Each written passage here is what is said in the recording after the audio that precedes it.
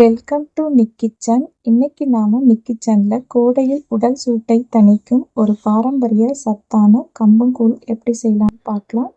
இதுல நார்ச்சத்து, இரும்பு சத்து மற்றும் புரோட்டீன், நீரிழிவு நோயை கட்டுப்படுத்தும் சத்தான உணவு. இதை எப்படி செய்யலாம்னு இந்த வீடியோல பார்க்கலாம். இதுக்கு நான் 1 கப்பு கம்பு எடுத்திருக்கேன். கம்புல தண்ணி சேர்த்துட்டு 4-5 முறை நல்லா கழுவி எடுத்துக்குங்க. அதுக்கப்புறமா இதுல தண்ணி சேர்த்து இதை 1 மணி நேரம் ஊற வச்சு எடுத்துக்குங்க.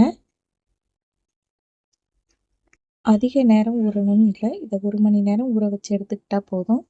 இப்போ நம்ம இந்த கம்பில் இருக்க தண்ணியை வடிச்சிட்டு இதை மிக்ஸி ஜாரில் சேர்த்துக்கலாம்.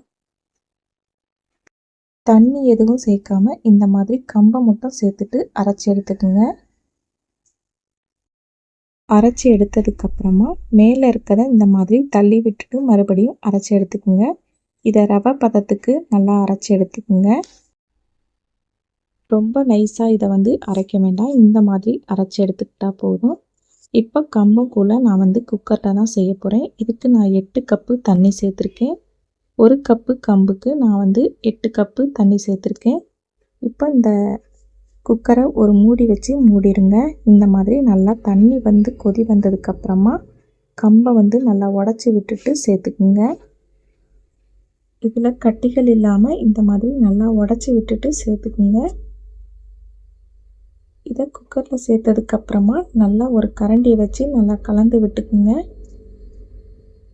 மிக்சியில் அரைச்ச கம்பை கொஞ்சமாக தண்ணி ஊற்றி கலந்துட்டு இப்போ இதையும் சேர்த்துருக்கேன். தண்ணி நல்லா கொதி வந்ததுக்கப்புறமா கூழுக்கு தேவையான உப்பை சேர்த்து நல்லா கலந்து விட்டுக்குங்க.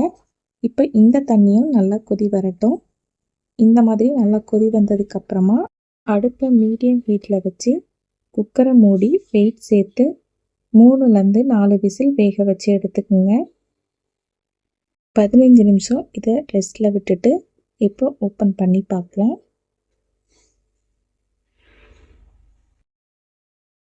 கம்பு நல்லா வெந்து வந்திருக்கு பாருங்கள். இதை ஒரு முறை கலந்து விட்டுட்டு குக்கரை இந்த மாதிரி கொஞ்சமாக திறந்துருக்கிற மாதிரி மூடி வச்சுருங்க.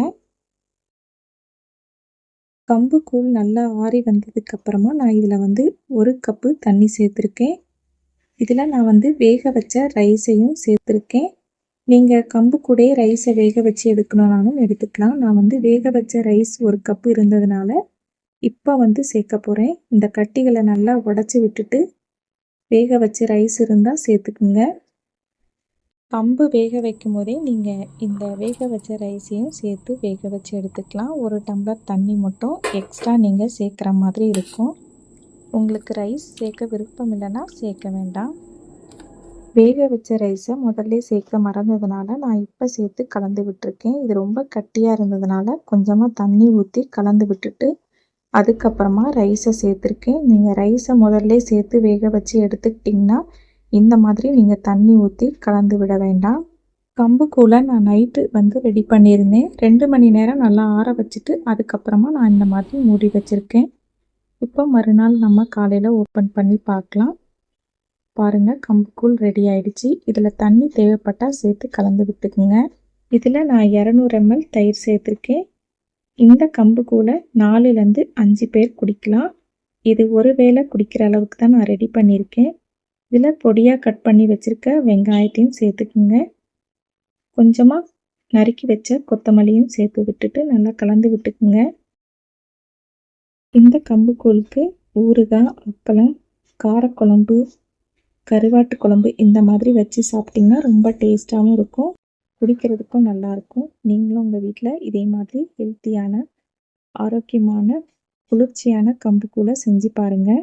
நிக் கிச்சன் வீடியோ உங்களுக்கு பிடிச்சிருந்தா லைக் பண்ணுங்கள், ஷேர் பண்ணுங்கள், மறக்காமல் சப்ஸ்கிரைப் பண்ணுங்கள். பக்கத்தில் இருக்க பெல் ஐக்கானை கிளிக் பண்ணிக்கோங்க.